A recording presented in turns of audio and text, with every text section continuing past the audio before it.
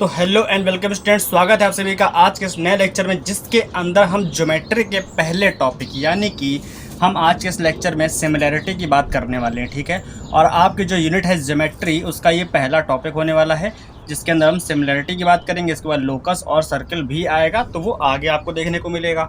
ठीक है, सबसे पहले हम चर्चा करेंगे सिमिलैरिटी के ऊपर। ठीक है, तो आपकी ही डिमांड पर बनाया गया ये लेक्चर है, जिसके लिए आज हम क्या करने वाले हैं, इसके बारे में जानने वाले हैं। तो ये जो लेक्चर है, ये एक बेसिक लेक्चर है, जिसके अंदर हम आपको बताएंगे कि सिमिलैरिटी आखिर होता क्या है। ठीक है, सिमिलैरिटी को हम किस तरीके से कंसीडर करते हैं, और यहाँ पर आपकी बुक में इसका एक बहुत अच्छा एग्जाम्पल दे रखा है, जिसको हम समझाते हुए ही सिमिलैरिटी में आगे बढ़ेंगे। ठीक है, देखो, सिमिलैरिटी का डायरेक्टली मतलब ये होता है कि सिमिलैरिटी जो है वो एक साइज ट्रांसफॉर्मेशन है। ठीक है, तो जैसा कि आप लोग यहाँ पर देख रहे होंगे कि यहाँ पर क्या है, हमारे सामने दो ट्राइंगल दिए गए हैं। ठीक है, जिसमें से एक छोटा है और एक देखने में बड़ा है। ठीक, और यहाँ पर देखो हमारे पास दो पिक है, जिनमें से एक छोटी पिक दिख रही होगी और एक आपको बड़ी दिख रही होगी। तो दोनों को ध्यान से देख करके आपको ये बताना है कि क्या इन दोनों का शेप सेम है और क्या इन दोनों का साइज़ जो है वो सेम है।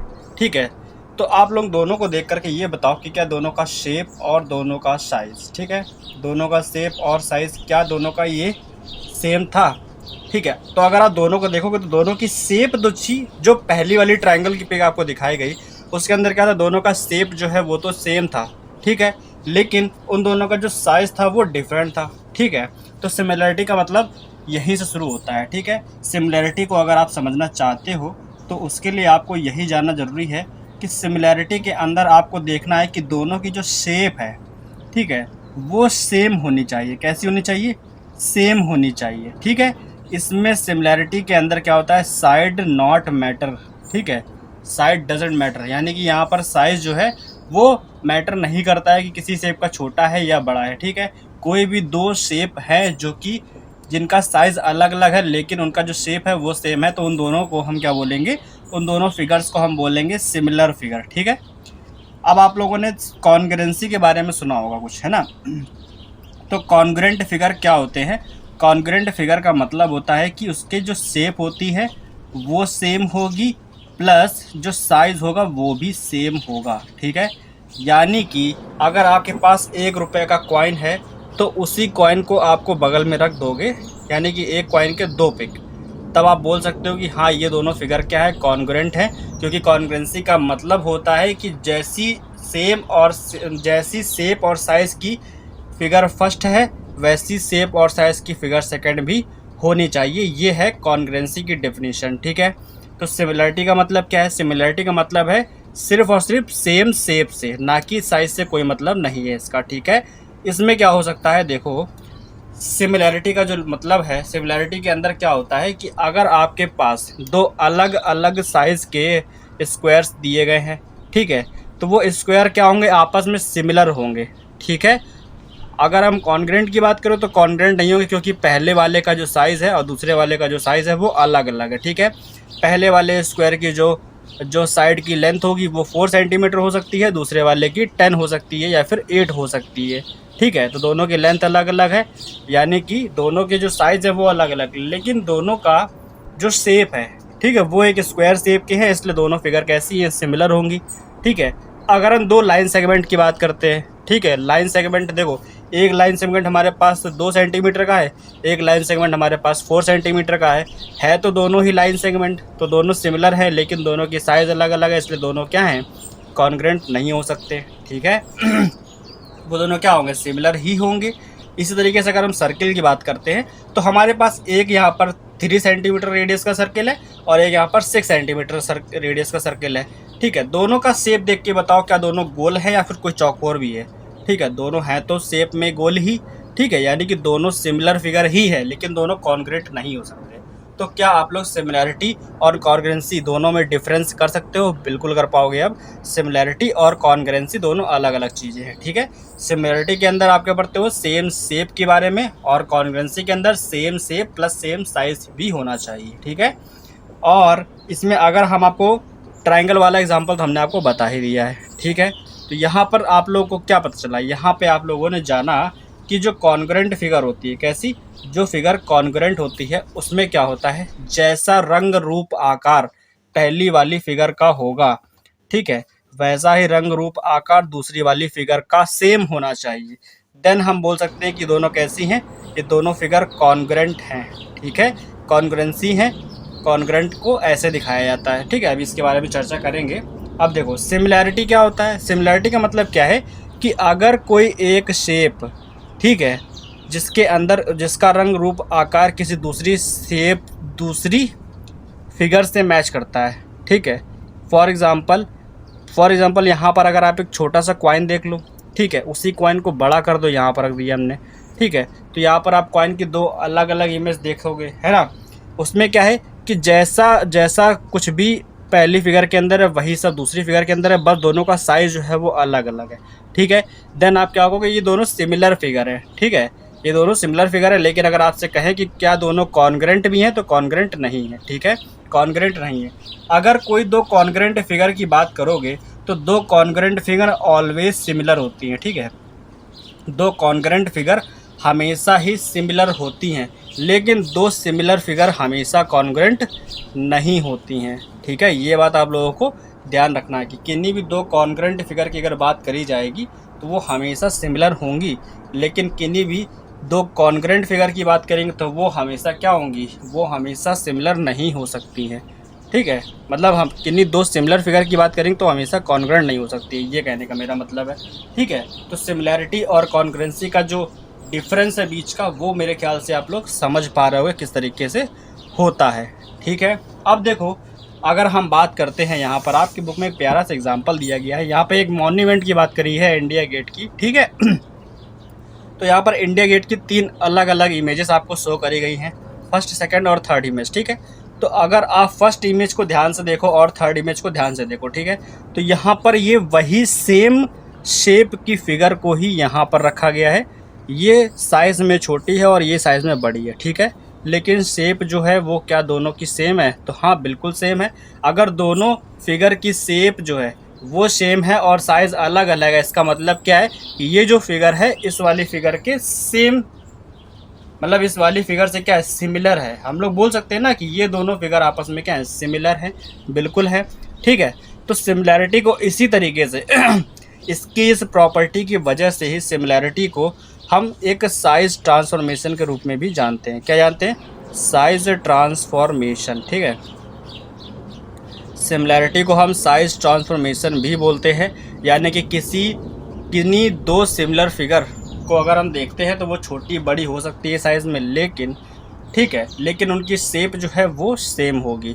ऐसी फिगर्स को हम क्या बोलते हैं, सिमिलर फिगर। आसान है, सभी बच्चे समझ पा रहे होंगे। और आपकी बुक में जो सिमिलैरिटी का टॉपिक है वो दिया गया है टोटल ट्रायंगल के ऊपर है। ठीक है, यानी कि ट्रायंगल की सिमिलैरिटी की बात करी गई है आपकी बुक में, जो आपके सिलेबस में है, तो हम इसी के बारे में बात करेंगे। ठीक है, कि दो ट्रायंगल आखिर सिमिलर कब होते हैं, क्या क्या कंडीशंस होती हैं, तो चलिए अब उसके बारे में जानते हैं। ठीक है, तो चलिए अब आगे बढ़ते हैं। ठीक है, तो देखो अब हम क्या करेंगे, आपको बताएंगे कि कोई भी दो ट्रायंगल कब सिमिलर होंगे। ठीक, तो उसके लिए हमने यहाँ पर कुछ नोट किया हुआ है आपके लिए, वो देख लो यहाँ पर। ठीक है, यहाँ पर क्या लिखा है, यहाँ पर लिखा है इफ़ टू ट्रायंगल, यानी कि two triangles are similar if and only if. कब, अब यहाँ देखो, हम यहाँ पर आपके लिए दो ट्रायंगल ड्रॉ कर रहे हैं। ठीक है, यहाँ पर ये ट्रायंगल है ए बी और सी। ठीक है, ए बी और सी, और यहाँ पर एक दूसरा ट्रायंगल है जो कि है पी क्यू एंड आर। ठीक है, ये दो ट्रायंगल हैं और ये दोनों कब सिर्फ और सिर्फ उस कंडीशन में ही सिमिलर होंगे जब ये पहली और सेकंड ये दूसरी लाइन को फॉलो करते होंगे, यानी कि the corresponding angles are equal. ठीक है, यानी कि इसका जो एंगल ए है वो इसके एंगल पी के, इसका जो एंगल बी है वो एंगल क्यू, और जो फाइनल लास्ट वाला एंगल सी है वो एंगल आर के अगर इक्वल है, यानी कि ए किसके इक्वल हो, पी के, बी क्यू के इक्वल हो, और जो सी है वो आर के इक्वल हो, अगर ऐसा होता है देन हम बोल सकते हैं कि ये ट्रायंगल ए बी सी और ये ट्रायंगल पी क्यू आर क्या है, सिमिलर हैं। ठीक है, ये दोनों के आपस में सिमिलर हैं, और सिमिलैरिटी का जो साइन है वो इस तरीके से दिखाया जाता है, इस तरीके से। ठीक है, यानी कि triangle A B C is similar to triangle P Q and R. ठीक है, ये तो एक कंडीशन है, ठीक। दूसरा क्या है, the length of the corresponding sides are in the same ratio. कहने का मतलब क्या है, देखो कहने का मतलब ये दोनों ट्रायंगल के छोटे बड़े हैं, साइज़ में तो छोटे बड़े दिख रहे हैं, आपको सामने ही दिख रहा है, ठीक है। तो इनका एक फ़िक्स रेशियो होगा। कहने का मतलब है कि अगर इसकी साइड ए बी, ठीक है, इसकी साइड ए बी और इस वाले की साइड पी क्यू का रेशियो, ठीक है, इक्वल हो, किसके इक्वल हो, इसकी साइड बी सी और इसके क्यू आर के रेशियो, ठीक है, इसकी साइड बी सी और क्यू आर के रेशियो के और ए सी और पी आर के रेशियो के, ठीक है, ए सी और पी आर के रेशियो के अगर इक्वल है देन हम बोल सकते हैं कि ये दोनों ट्रायंगल क्या सिमिलर हैं, ठीक है। अब ये जो इसका रेशियो है ना, ये अगर दो साइड्स के लिए भी है तब भी ये दोनों सिमिलर होंगे, ठीक है। तो देखो उसके बारे में हम आगे चर्चा करेंगे, ठीक है। लेकिन यहाँ पर अभी हमने क्या बताया कि length of the corresponding sides are in the same ratio. अगर A B upon P Q करने पर कुछ आता है, मान लो यहाँ पर for example X upon Y आएगा, ठीक है, तो B C upon Q R करने पर भी एक्स अपॉन वाई और A C upon P R करने पर भी एक्स अपॉन वाई ही आना चाहिए। अगर ऐसा आता है देन हम बोल सकते हैं कि triangle A B C is similar to triangle P Q R, ठीक है। अब एक बात देखो, यहाँ पर एक चीज़ आप लोग समझ लो थोड़ा सा कि अगर इसकी साइड ए बी का रेशियो, ए बी का इस पी क्यू की जगह पी आर से रेशियो, ठीक है, पी आर से हो जाए, ए बी का पी आर के साथ में जो रेशियो आएगा वो बी सी का पी क्यू के साथ, मान लो ये बी सी है और ये पी क्यू के रेशियो के साथ में इक्वल है, देन तब भी ये दोनों ट्रायंगल क्या होंगे, ये दोनों ट्रायंगल आपस में सिमिलर कहे जाएंगे, ठीक है। अब यहाँ पर एक चीज़ देखो, अगर हम लिखते हैं कि triangle A B C is similar to triangle P Q R, then इसको लिखने का सही तरीका ये है कि अगर एंगल ए बी के इक्वल, एंगल ए पी के इक्वल है तो एंगल सामने, हम इसको इस तरीके से नहीं लिख सकते। अगर हम यहाँ पर ए बी सी लिख रहे हैं तो यहाँ पर पी क्यू आर ही लिखेंगे, क्यों, क्योंकि ए पी के इक्वल है, बी क्यू के और सी आर के इक्वल है, ठीक है। हम यहाँ पर ए बी और C triangle similar to Q P R नहीं लिख सकते। ये मेथड यहाँ पर नहीं अप्लाई करना है आपको, ठीक है, इस तरीके से नहीं लिखना है। या फिर इसको आप आर क्यू पी भी नहीं लिख सकते हो, ठीक है, इसको एंगल्स के साथ में लिखना होता है ना। तो ये जब आप क्वेश्चन सॉल्व करोगे तो उसके अंदर आपको बहुत ही ज़्यादा डेप्थ में समझने को मिल जाएगा, ठीक है। अभी तो फिलहाल हम आपको एक रफ आइडिया दे रहे हैं कि ट्रायंगल को जो नाम है, अगर यहाँ पर आप ए बी सी से शुरू कर रहे हो तो यहाँ पर क्यू पी आर से नहीं, जिस एंगल के इक्वल है एंगल ए उसी से आपको स्टार्टिंग करनी है।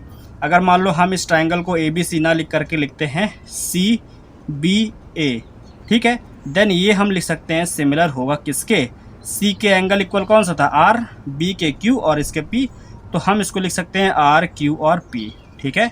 यानी कि इस तरीके से लिखा जा सकता है, ठीक, क्योंकि एंगल सी आर के इक्वल था, बी क्यू के और ए पी के इक्वल था, ठीक है। ये बात समझ में आती है मेरे ख्याल से आप लोगों को, है ना। इसके बाद देखो, इसके बाद क्या है लिखा है यहाँ पर, the scale factor and the representative fraction, ठीक है। ये क्या होता है, ये क्या होता है, ठीक। तो the same ratio of length, ये जो सेम रेशियो ना इनकी लेंथ के क्या है, ये जो ट्रायंगल आपको दोनों मिले इनकी करस्पॉन्डिंग साइड्स के जो लेंथ का रेशियो है, ठीक, जैसे यहाँ पर ए बी और पी क्यू के साइड्स का रेशियो है, ठीक है, उसको ही हम बोलते हैं क्या, यानी कि जो x अपॉन वाई रेशियो आता है फाइनली उसको हम बोलते हैं द स्केल फैक्टर या फिर द रिप्रेजेंटेटिव फैक्टर, ठीक है। किन्हीं भी दो ट्रायंगल के लिए बोला जाता है, ठीक है। तो अगर कहीं पर आपको ये वाला टर्म देखने को मिलता है मतलब दो ट्रायंगल की साइड्स का जो रेशियो है वो आपको दिया गया है, ठीक। मान लो कभी कोई वर्ड प्रॉब्लम आ जाए उसके अंदर कह दिया जाए कि द स्केलर फैक्टर या फिर द रिप्रेजेंटेटिव फ्रैक्शन इज़, किसी दो ट्रायंगल के लिए कुछ गिवन हो, देन आप समझ जाना कि दो ट्रायंगल की साइड्स का रेशियो यहाँ पर आपको गिवन है, ठीक है। तो ये था बेसिक।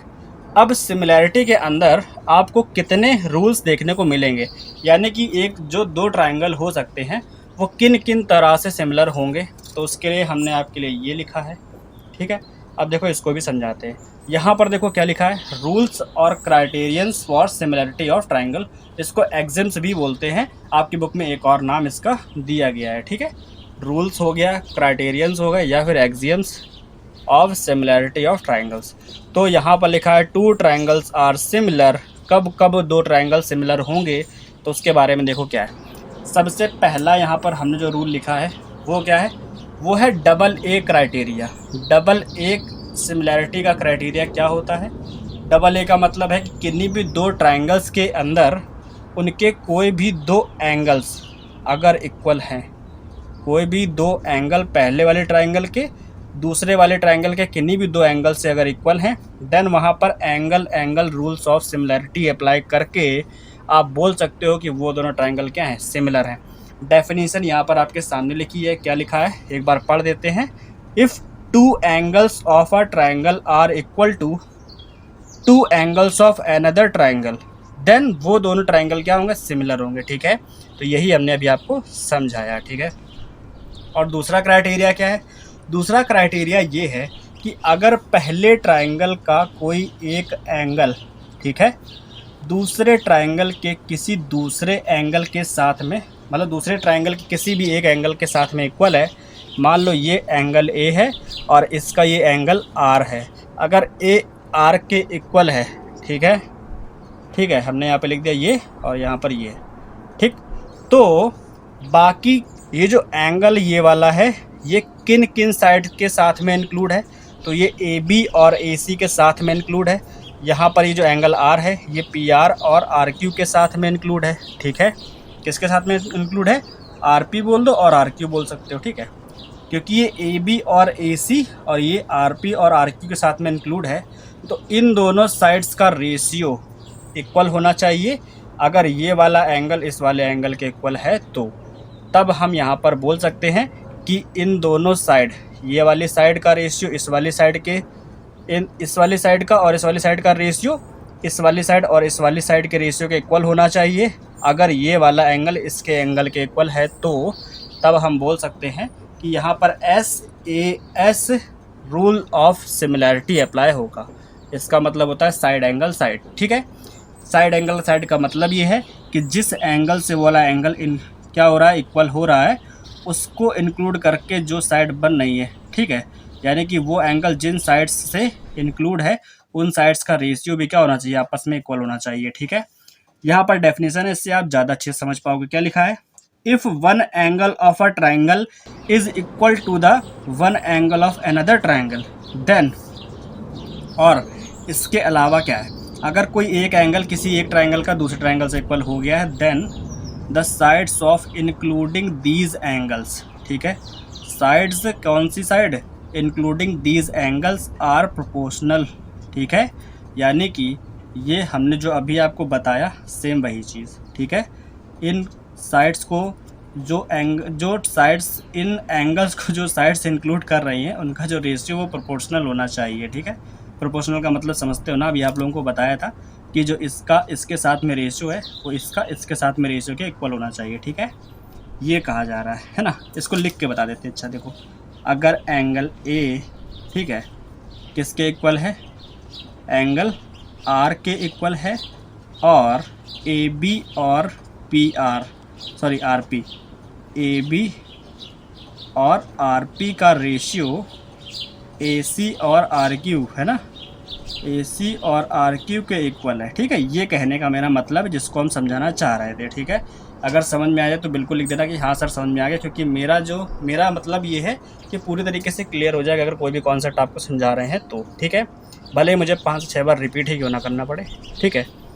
तो यहाँ पर हमने जो लिखा, इन दोनों साइड्स का रेशियो इन दोनों साइड्स के रेशियो के इक्वल है, और यहाँ पर एक एंगल भी इक्वल है दोनों ट्राइंगल में, देन इस कंडीशन में हम बोल सकते हैं कि SAS रूल ऑफ सिमिलैरिटी, यहाँ पर इसके थ्रू आप बोल सकते हो कि triangle ABC is similar to the triangle PQR, ठीक है। अब आगे बढ़ो, सेकंड के बाद आता है थर्ड रूल। यहाँ पर थर्ड क्या है, थर्ड में कहा गया है side side side. Side side side का मतलब जब हमने आपको सिमिलैरिटी समझाया तो यहाँ पर बताया था ना, ये वाला क्या, इसकी पहली साइड और इसकी पहली साइड का रेशियो, इसकी सेकंड साइड इसकी सेकंड साइड का रेशियो, और इसकी थर्ड साइड इसकी थर्ड साइड का रेशियो, ठीक है। इन तीनों साइड्स का रेशियो इसकी तीनों साइड्स के रेशियो के साथ में अगर इक्वल है देन हम बोल सकते हैं ये क्या, ये दोनों triangle side side side rule of similarity के थ्रू सिमिलर होंगे। डेफिनेशन क्या है पहले वो पढ़ लो। डेफिनेशन में कहा जा रहा है if the three sides of one triangle are proportional. Proportional का मतलब समझते हो वही चीज़, यानी कि उसका रेशियो इसके रेशियो के इक्वल होना चाहिए, ठीक है। Are proportional to the three sides of another triangle then वो दोनों ट्राइंगल क्या होंगे, सिमिलर होंगे, ठीक है। जैसे एक बार फिर से देख लो, यहाँ पर ये ट्राइंगल है ए बी और सी, यहाँ पर एक दूसरा ट्राइंगल है पी क्यू और आर, ठीक है।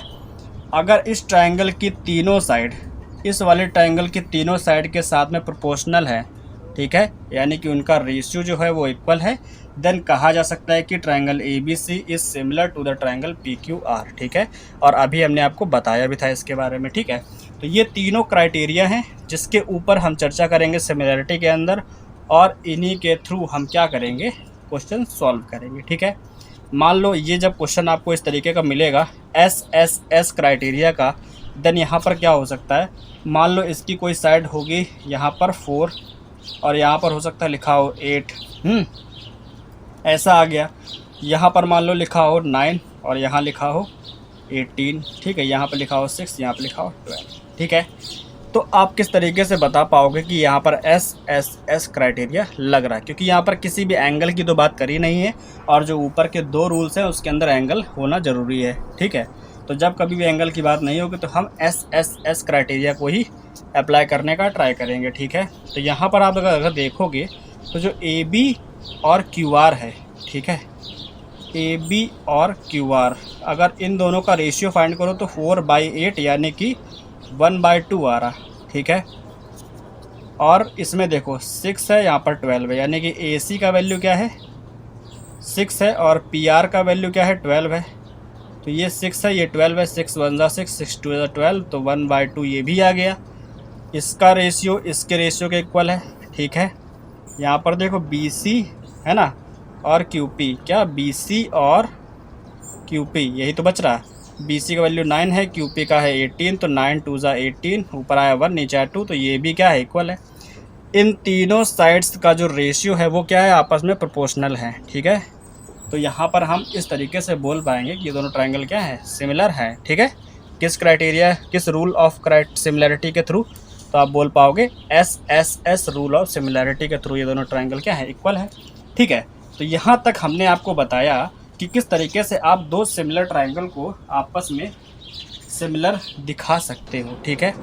और जिस भी रूल को अप्लाई करेंगे उसको हम मेंशन करते हुए चलेंगे जब क्वेश्चन सॉल्व करेंगे, ठीक है। तो ये हमारे पास क्या था, बेसिक लेक्चर था जिसके अंदर हमने आपको बताया कि ट्राइंगल किस तरीके से सिमिलर बताए जाते हैं या दिखाए जाते हैं, ठीक है। अब देखो, अब हम क्या करते हैं, देखते हैं कि क्या इसके अंदर इसके 1-2 क्वेश्चन देखते हैं ना। आपकी जो एक्सरसाइज यहाँ पर 13.1 है, ठीक है, इसके अंदर हमको सिमिलैरिटी के क्वेश्चंस मिलेंगे काफ़ी सारे, और इस एक्सरसाइज के अंदर टोटल नंबर ऑफ क्वेश्चंस हैं 23। यह देखो वहाँ पर 23 क्वेश्चंस हैं जिनको हम लाइन बाय लाइन एक एक करके सॉल्व करेंगे, और उसके बाद आप पढ़ोगे बीपीटी के बारे में, यानी कि बेसिक प्रोपोर्शनैलिटी थ्योरम, ठीक है। बहुत अच्छी चीज़ है ये। चलिए अब देखते हैं एक्सरसाइज 13.1 में जो क्वेश्चन पहला है, ठीक है। होप आपके पास भी बुक होगी तो यहाँ पर दिया होगा। पहले क्वेश्चन में क्या कहा जा रहा है, state which pairs of triangles in the figure given below are similar. यहाँ पर जो पेयर ऑफ ट्राइंगल दिए गए बताना है कि क्या ये दोनों सिमिलर हैं, और अगर सिमिलर हैं तो right the similarity rule used and also right the pair of similar triangle in symbolic form, ठीक है।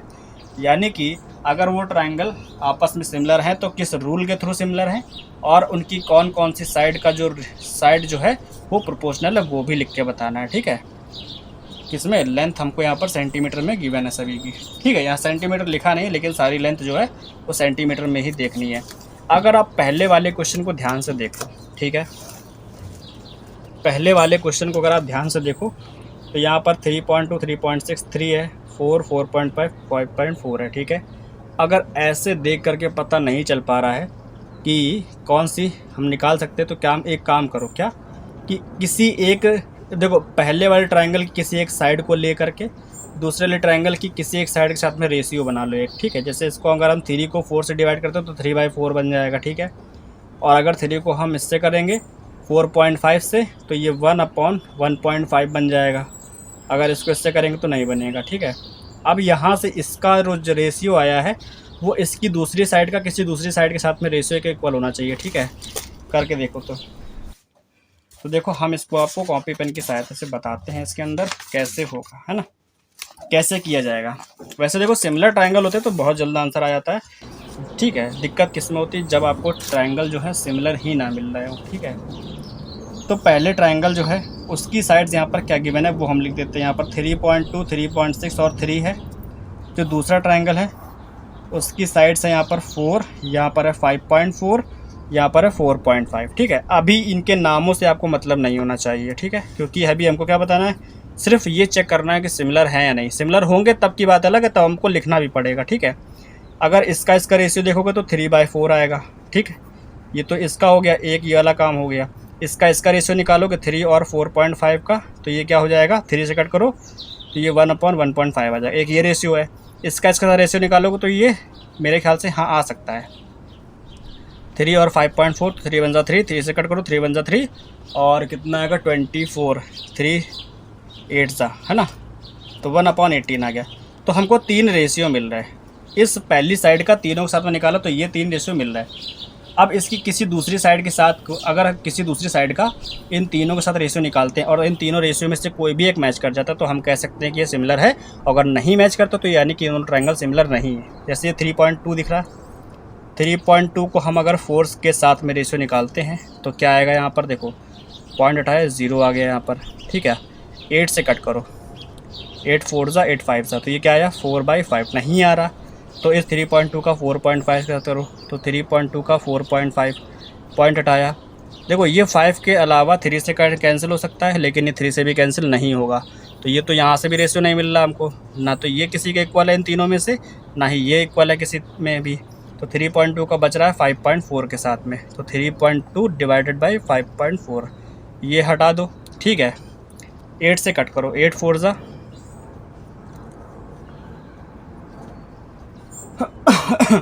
देखो 8 से हमने इसको कट किया, ठीक है। और यहाँ पर अगर 8 से कट करोगे तो कितना आ जाएगा, 8 से ये कैंसिल नहीं होगा, ठीक है। 2 से कट करो, सिर्फ जब 2 से कट करोगे तो 16 आ जाएगा, और जब इसको 2 से कट करोगे तो यार 27 आ जाएगा। तो 16/27 अब किसी भी कॉमन नंबर से तो ये कैंसिल नहीं होंगे, यानी कि इस वाली साइड का किसी के साथ में भी रेशियो इन तीनों में से किसी भी रेशियो के साथ में इक्वल नहीं है।